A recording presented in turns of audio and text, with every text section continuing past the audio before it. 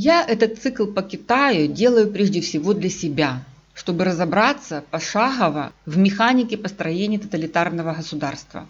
Потому что всем известный роман 1984 Оруэлла – это все-таки художественное произведение и точно не отражает тех событий, которые происходят на самом деле. Мао превзошел Сталина по экспериментам над человеческими душами, превращение населения в послушное стадо. И наработками Мао политтехнологи пользуются до сих пор. Скажите честно, что вы знаете о Мао Цзэдуне и Хунвейбинах? Кроме имени и названия мало что. А вот политтехнологи изучили досконально весь этот опыт, разобрали на атомы, чтобы ваш народ тоже превратить в стадо баранов, когда им сделают такой заказ. Поэтому если вам YouTube подкинул этот цикл о Китае, не ленитесь, прослушайте его. И это вам очень поможет распознавать технологии, которыми вам пытаются задурить мозги. Особенно это касается жителей постсоветских стран. Особенно, потому что с распадом СССР начался следующий этап тоталитаризма. Это четко видно по России. Не было бы России, другая бы больная тоталитаризмом страна заняла бы ее место. Россия выдвинулась на передовые позиции в этом плане только потому, что в основе ее существования заложено КГБ, которая не может так просто исчезнуть. Я не понимаю, как это не учитывали мощные аналитические центры развитых стран. Я помню, еще в 2014 году я ехала в маршрутке с какого-то очередного неудачного собеседования с другого конца города. Времени было много, и я задумалась над тем, что происходит в Киеве на Майдане. И когда я вышла из маршрутки, то позвонила другу и выдала бытовую мудрость, которую и мудростью не назовешь. Просто у меня не было раньше времени это сформулировать. И вот я сказала тогда: ФСБ еще долго не откажется от своих наработок. Они их собирали и практиковали с 1917 года. ФСБ будет и дальше копить материал и обязательно применять его на практике не раз. ФСБ не может раствориться одномоментно в воздухе. И вот скажите, почему я, вообще никто, и звуть мене ніяк, и на работу мне всегда было трудно устроиться, это сформулировала. Аналитические центры Германии и Франции это прохлопали. США после распада СССР поуспокоились и продолжали 30 лет свои бесполезные перезагрузки, а старая жирная Европа в это время строила Северный поток. Канал Ірини Коновець-Поплавської. Итак, мы прошлую серию завершили тем, что Дэхон откинулась, но сразу детей всех из садиков позабирать у нее не было возможности, потому что работа забирала все ее время. На фото мы видим ее с матерью и детьми еще до ареста. А в июле 1955 разразилась новая кампания «Ускорение коллективизации и национализация частной собственности». На практике же государство стало создавать совместное предприятие, то есть оно вошло в частное предприятие, а собственнику в течение 20 лет обязалось выплачивать 5% от стоимости их бизнеса. Такой вот постепенный выкуп. Причем собственники оставались руководителями своих предприятий с довольно высокой зарплатой, но под наблюдением комиссара от партии. У Юй Фан был небольшой медицинский бизнес, оставшийся ей от доктора Ся и остатки драгоценностей из прошлой жизни. Потому что Дэхон до этого уже заставила мать отдать свои украшения как донаты на военные самолеты. Юй Фан уступила дочери, оставив себе только несколько свадебных подарков. Но с тех пор она потеряла уверенность в будущем дне. Чтобы не подвести дочь, она была готова на все. В Цинчжоу партия проводила бесконечные митинги с барабанами и горнами, на которых выкрикивались благодарность правительству за то, что национализация в Китае проводилась не так, как в СССР, где бизнес тупо конфисковывали, а собственников высылали в Сибирь. А тут пришел наконец вердикт, что Дэхон чиста перед революцией. Хотя это ее не особо обрадовало, потому что кругом был ад. Одна чистка следовала за другой. Люди находились в постоянном напряжении. То там, то сям доносились рассказы о личных трагедиях. С точки зрения экономики, в 1956 году жизнь в Китае более-менее наладилась. Война, голод, криминал, инфляция. Казалось, все осталось в прошлом. А пропагандисты преподносили это так. Под руководством Мао Китай достиг мира и стабильности. Про эту стабильность в предыдущей серии мы упоминали. Теперь сюда добавился мир и покой. Мечта китайцев, чтобы поддержать народ в его страданиях. Это еще советская власть базировалась на речевке «миру мир».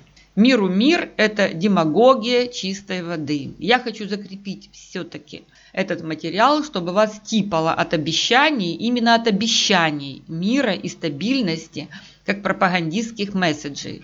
Никогда нельзя расслабляться на этой земле, как это сделали Европа и США после победы в холодной войне. Пока вы чилитесь, ваш сумасшедший сосед наливается кровью, чувствуя вашу слабость. Обещая всем мир и стабильность, он готовится к войне. Вбейте в YouTube поисковые слова «мир и стабильность» и на вас высыпятся все наработки политтехнологов на практике. Давайте посмотрим такой вот ролик из Киргизстана. Я абсолютно ничего не знаю о Киргизии, зато я вижу, как над этим роликом поработали промывальщики мозгов. Стабильность страны дороже всего. Это особенно важно в то время, когда нынешняя геополитическая ситуация сложная. Такую позицию высказали граждане, которые организовали мирную акцию против митингов и беспорядков в стране. Более 150 граждан выразили общую поддержку в вопросах ведения государственной политики и призвали к единству народ Кыргызстана, собравшись перед Узгенской районной администрацией. Граждане призывают к согласию тех, кто пытается подорвать стабильность в стране. В руках активисты держали плакаты с различными лозунгами, среди которых можно было прочесть: «Не провоцируйте народ, мы за стабильность». Мы должны помочь сохранить стабильность. Важно не выставлять провокационные посты и так далее, а важно помогать Баткену. Если люди хотят помочь, то надо приезжать в Баткенскую область. Активность не нужна в социальных сетях, если она нарушает покой граждан. Скоро наступит зима, людям нужна стабильность. Мы не хотим нестабильности, мы хотим только стабильности. Нам, особенно молодым, нам нужна перспектива. Мы видим перспективу. Инициаторы мирных мероприятий подчеркнули, что все едины в одном. Сейчас Кыргызстану нужна стабильность, а не беспорядки и митинги. Итак, летом 1956-го Юйфан приехала к дочери и ужаснулась. Особенно ее поразил тот старший ребенок, который все еще оставался замкнутым, нелюдимым, он даже не умел плакать и умываться. Постепенно она всех своих внуков забрала домой, стала их воспитывать и приводить в порядок, пока дочь с зятем трудились на благо революции нон-стоп. В 1957 году разразилась очередная кампания против правых. Вы видите, что эти кампании объявлялись непрерывно, чтобы народ не расслаблялся. Людей надо было держать в постоянном напряжении. Начался этап цементирования, то есть укрепления власти, чтобы потом можно было народ уже спокойно эксплуатировать. Направили кампанию против интеллигенции. Обычно все политтехнологи все свое внимание уделяют простому народу. Это для них быдло, которое легко одурачить. Но в каждой стране примерно 15-20%, которые обработке не поддаются. Обычно не всегда это люди образованные, не с корочками, не кандидаты наук, просто много читают, слушают и размышляют. Это враги любого режима. От них ждут подлянок, и чтобы их предотвратить, ставится цель всех думающих задавить или переманить на свою сторону. Мао сказал, что в каждом коллективе есть 5% правых, и их надо искоренить. То есть он взял по минимуму 5%. И доходило до того, что руководителям коллективов приходилось признавать себя правыми, потому что других не находилось. Искорененных правых отправляли на каторжные работы, а любимые Мао критика и самокритика достигли невероятных размеров. Это называлось выманивать змей из их логовищ. Дыхон тоже стала перед дилеммой. Ей не хотелось никого подставлять, но если бы она сама себя признала правой, то это был бы гаплык всей ее семье. Как всегда, многие воспользовались этой кампанией и кинулись поливать грязью врагов и соперников, чтобы свести с ними счеты. Но Мао учел ошибки Сталина и пока не трогал селян и рабочих. Те пока еще радовались своей простой жизни. В период цементирования было бы неправильно их нервировать. Через год 550 тысяч артистов, писателей, ученых отправили на принудительные работы на фабрики и заводы в качестве простой рабочей силы. Так сказать, на перевоспитание. Возникла поговорка: после кампании 3 анти никто не хотел иметь дело с деньгами, после кампании против правых никто не открывает рта. В 1956-м Мао получил удар под дых, когда Хрущев разоблачил культ личности его кумира Сталина. Но он уже увереннее себя чувствовал в то время и считал себя продолжателем дела Сталина. После того, как он расправился с интеллигенцией, рабочие селяне стали оплотом его режима, потому что он дал им эти пресловутые мир и стабильность. А рабочие селяне не способны пошатнуть его режим. У них не хватало на это решимости, как считал Мао, и не без оснований. Отдельные умные рабочие селяне погоды не делают. И вот в 1958-м Мао решил, что власть его достаточно зацементировалась, и объявляет большой скачок – догнать и перегнать Америку. Он понимал, что конкурировать с развитыми странами он не может, но хотел признания на мировом уровне. Вспомним Путина, как он болезненно и упорно шел к тому, чтобы с его страной бензоколонкой считались. И достигал этого не развитием экономики страны, а тем, что умело делать его спецслужбы, подкупом, коррупцией и так далее. До сих пор все эти кампании по указке Мао неукоснительно выполнялись, и он понял, что любые его выборки и дурости осуществятся.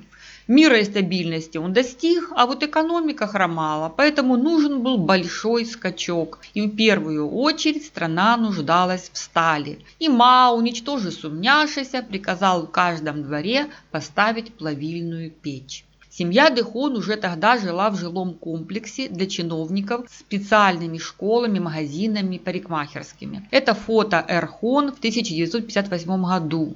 Она в центре со своими братьями и сестричкой. Так вот, Эрхон и другие учащиеся по дороге в свои спецшколы всматривались в пыль и грязь и вытаскивали оттуда все похожее на железо. Вытащили из дому все сковородки, от которых и пользы не было, потому что всех чиновников заставляли принимать пищу в столовых. Домашняя еда была строго запрещена. Страну ввергнули в очередное помешательство. На каждой парковке установили плавильную печь, в каждой больнице. Доктора между операциями спускались во двор, поварят там стали, бегут, сломя голову на другую операцию. Руки и тело таких сталеваров все было в ожогах и шрамах от брызг этого адского варева. Ночью небо светилось от этих горящих печей. Весь мир смеялся, но Мао упорно цементировал свою власть. Он называл сталь маршалом индустрии, чтобы народ не забывал, что миру мир, но военные термины по расписанию. Нормы по выработке стали доводились до каждой школы или больницы, завода и села. 100 миллионов селян забросили свои земли и плуги и принялись варить сталь. Для этого повырубали все деревья в округе, горы облысели. Мао уже, конечно, понял, что с народом можно делать все, насколько богата его фантазия. Промывка мозгов давала свои результаты. И он перешел к следующему этапу и объявил врагами нации горобцов. Причина простая. Куда-то подевалось зерно, которое некому было сеять и косить. Оказывается, его склевали горобці. Так само в Офісі президента пояснили, що миші з'їли 2700 вагонів зерна з запасів Державного агентства резерву України. На горобців вони не могли звернути, бо тих уже використали у Китаї. Так вот, горобцов обвинили в том, что они в огромных количествах склевывали зерно. И Мао спустил нормы по отстрелу птичек в каждый дом. Люди садились вокруг дерева и били в еще не кинутые в печки железные предметы, от тарелок до кастрюль, пока пернатые не падали замертво от этого страшного звука в изнеможении. Таким образом, Мао планировал за 15 лет догнать и перегнать Америку и Британию. Обратите внимание, что не СССР он хотел перегнать, а именно цивилизованные страны, чтобы заткнуть их за пояс как капиталистов. Так как до тех пор дипломатического признания от мировых лидеров КНР не получила, то Мао призвал китайцев подняться с колен и доказать что-то там американцам. Ну, вы поняли. Это только простой народ не изучает опыт Мао, а политтехнологи все это секут. Встать с колен, показать Кузькину мать – это все от обид лидеров тоталитарных стран, что их не признают равными. Вторая черта Мао тоже очень знакомая. Он постоянно везде опаздывал, его ждали часами. Это не изобретение Путина и не его особенность. Все это они копируют с того, что уже придумано до них. Повторяю, спецслужбы тщательно изучают предыдущий опыт построения тоталитарных обществ. Это для населения они подают перекрученные варианты истории, а сами прекрасно знают, как учиться на уроках прошлого. А что же сельское хозяйство? Спросите вы. Основа, так сказать, существования. Как сказала бы украинская пропагандистка Масичук, сталь и дохлых горобцов на хлеб не намажешь. А в селах начались приписки и строительство потемкинских деревень. И все это привело к самообману и в вере в свою собственную ложь. Когда кругом все сходят с ума и верят в придуманный мир, то трудно сохранять хладнокровие. А большинство китайцев слепо верили своему лидеру. Это самый простой и легкий путь для организмов. Остановиться и подумать – это принесло бы им много проблем. Все говорливые уже закрыли рты. Тех, кто отказывался хвастаться невиданными урожаями, просто лупасили, пока они не сдавались и не называли завышенные показатели. В итоге вся нация сползла в демагогию. Слова потеряли свое значение. Партия спускала планы, сколько сеять, какие применять удобрения. Все это нам знакомо. То есть Мао добрался до святого, до производителей жратвы. Он определил коммунизм как общественную столовую с бесплатной едой. Но его не беспокоило, откуда в столовой возьмется эта самая еда. В 1958 году запретили всем китайцам есть дома, включая селян. Опять не повезло сковородкам. Их объявили вне закона. Так как вся сельхозпродукция сдавалась государству, то у селян пропала охота вообще ковыряться в земле, и они часто шли в поля с одной целью – подремать на солнышко.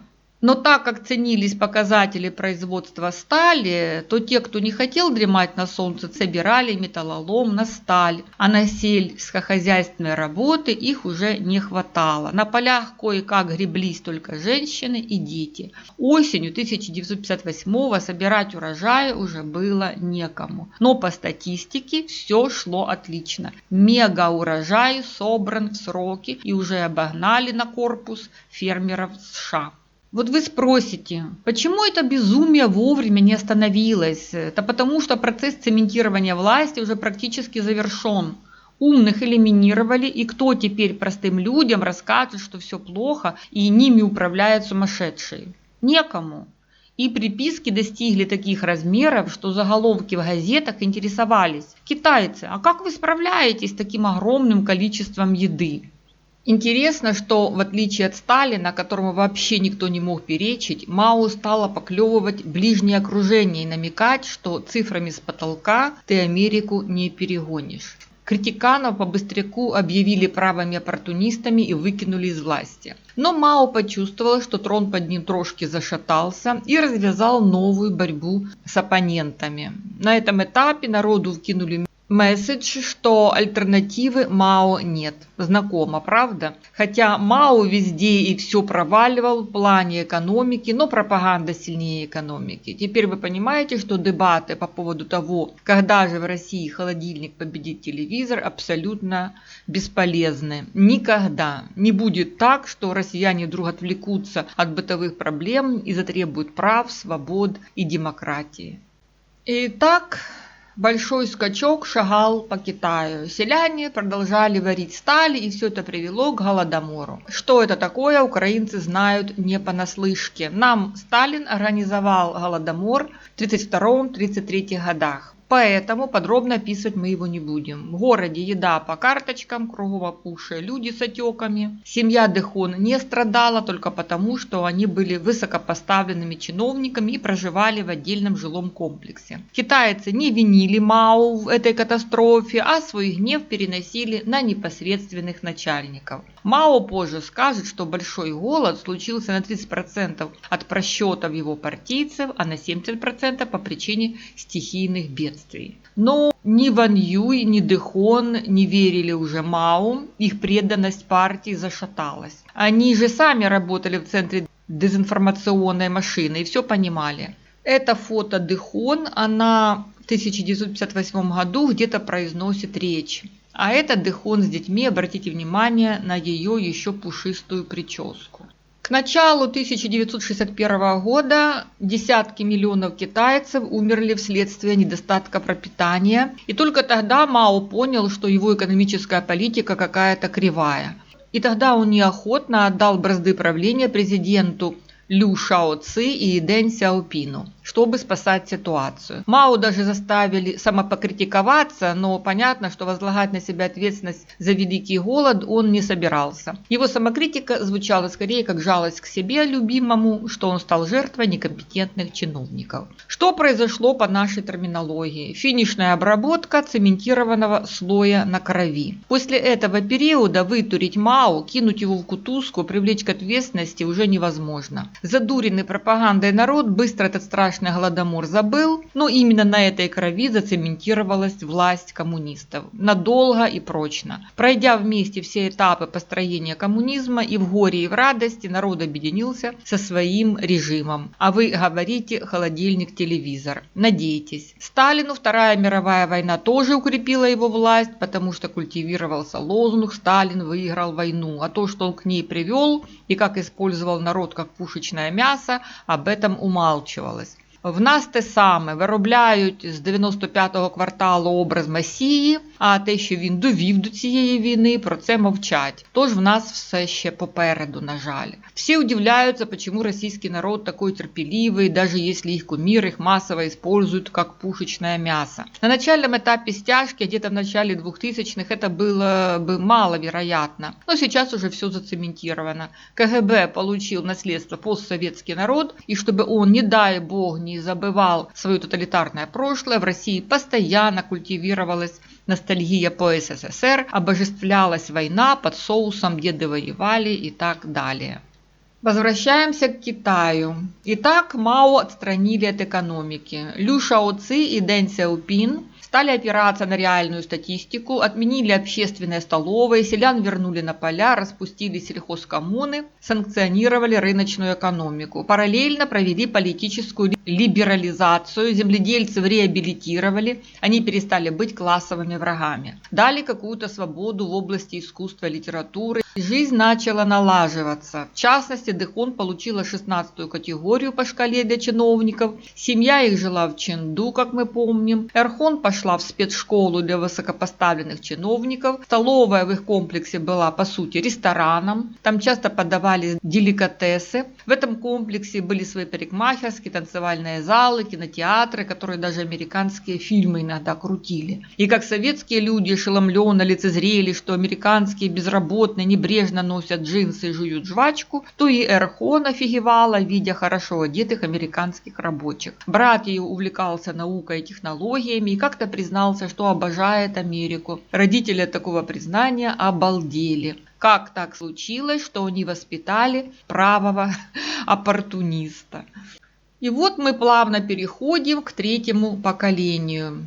Эрхон подросла и сама рассказывает о своей жизни как прямой очевидец. Для нее все началось с Лей Фэна, героя для детей типа Мальчиша-Кибальчиша или Тимура, который боготворил Мао. С 1964-го Эрхон вменялась сверять свои поступки с этим Лей Фэном. Эрхон выросла с Мао, как в России пару поколений с Путиным. В это время начался формироваться культ личности Мао, и мы укажем на некоторые его характеристики. Первое. Главное вдуплить, что до Мао все было трагично. Чтобы наполнить души детей ненавистью к домаоистскому режиму, в школах устраивали регулярные сессии «Вспоминаем плохое и размышляем над хорошим», на которых старики рассказывали детям об ужасах докоммунистического Китая. Второе. Культ невозможен без врагов. Враг стабильный, США и остальные капиталисты. При этом кинули вброс: Мао нет альтернативы. В это было легко поверить, потому что все политические соперники его уже изъяты из употребления.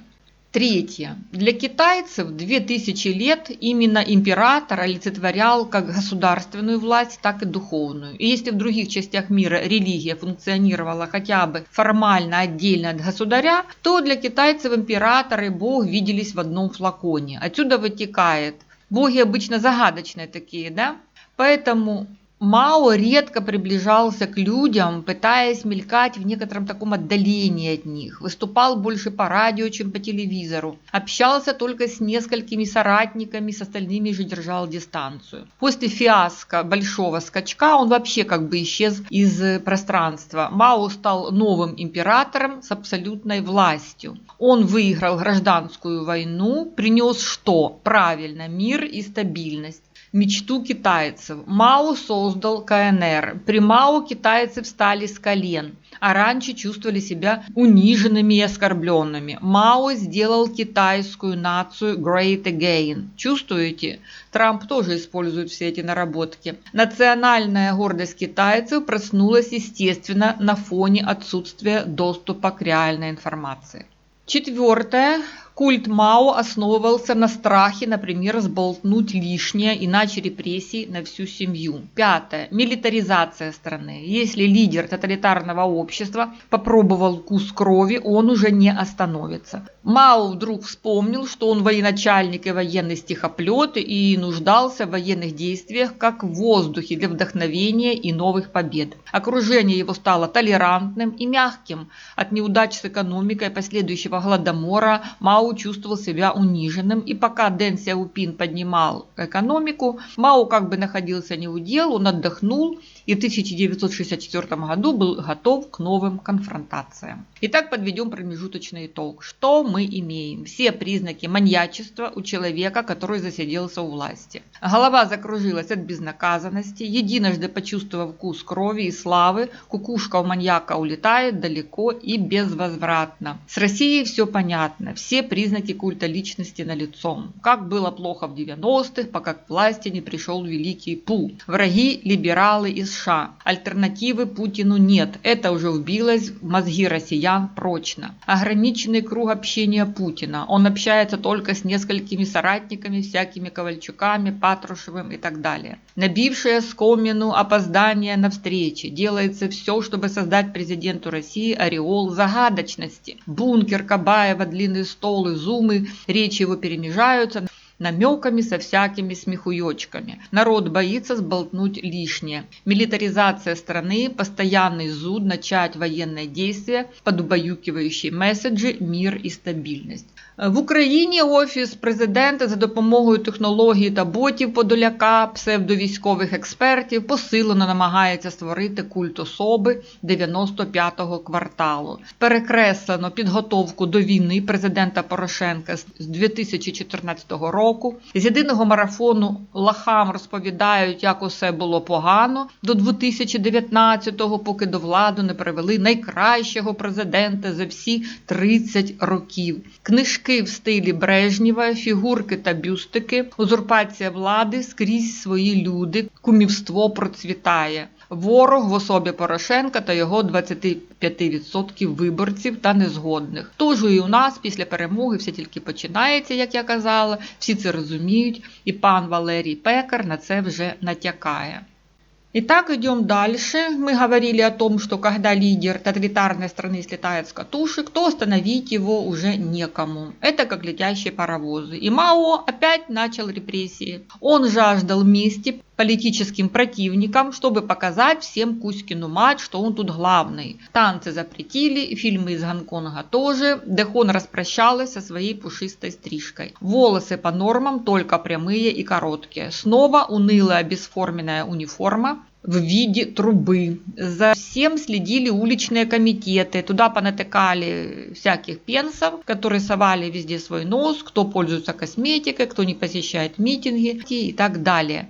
Мао должны были благодарить за все. Прошла зима, настало лето, спасибо партии за это. Эрхон пошла в новую престижную школу, где почувствовала сразу нездоровую обстановку, потому что там в основном дети учились высокопоставленных родителей. Школа была основана еще в 141 веке до нашей эры, прикиньте. Там ввели утренние политинформации, где рассказывали детям об опасности возврата к капитализму, чтобы люди не подумали, что улучшения последних лет связаны с рыночной экономикой. На этом месте Эрхон попросила отца ее переименовать, потому что ее имя было созвучно со словами «выцвевший красный». Одноклассники заметили это сходство и стали над ней смеяться, поэтому девочка потребовала дать ей другое имя. Ей было 12, и она сказала отцу, что хочет имя, которое звучало бы по-боевому, и отец назвал ее Джан, типа солдат, оружие, войско. Школьникам проводили военные учения, физподготовку, это как в советской школе, ГТО, зорница и все такое, потому что американцы только и ждут, чтобы напасть на Китай. Этот прием использовал и Путин, мы напали на Украину, потому что опередили НАТО, которое спит и видит, как бы нас завоевать, биолаборатории с боевыми утками, бла-бла-бла. Канал Ірини Коновець-Поплавської. Когда маньяк, сидящий в Мао, разгулялся, то решил, что лужайки и домашние питомцы – это буржуазные привычки. Детям нарезали задачи руками вырывать траву, которая есть только в Китае и называется «близко к земле». Пальцы Джан покрылись кровью и мозолями, потому что корневая система этой травы была как у грибов, очень разветвленная и жесткая. И тут интересно, как Джан Юнь описывает уже свои собственные чувства. Она, как мы упоминали, уже принадлежала поколению, которое родилось при Мао. И когда она вырывала эти цветы, то винила себя в том, что ей от этого грустно, потому что с малых лет самокритика стала ее привычкой. Представляете, девочка автоматически винила себя за хорошие инстинкты, заложенные в нее природой, любоваться всем красивым. Ее пугало, почему ей так жалко эти цветы. 13 лет она жила в состоянии постоянного самообвинения. Ее воспитывали в атмосфере, что у нее не должно быть собственных мыслей. В 1964-м Китай взорвал свою первую атомную бомбу. Китайцы были горды своей страной. Это совпало с отставкой Хрущева, что продавалось населению, как Мао всех переиграл. И в том же году первая западная страна прислала в Китай послов. Угадаете быстро какая? Нет, не Германия. Франция. Хваленый де Голь, Шарль. Этот шаг вызвал в Китае бурю эмоций, потому что продавался как победа над США, которые отказывались держать маоистский Китай за нормального члена мирового сообщества. А народ что? Много ли ему надо? Голодомор забыт, еды хватает, а им сказали, что это Мао собственноручно улучшил их жизнь. Джан Юнь считала себя невероятно счастливой, что она живет в великую эпоху Мао Цзэдуна, и очень жалела несчастных детей из капиталистических стран. Девочка поклялась тяжко работать, чтобы построить, наконец, великий Китай и поддержать мировую революцию.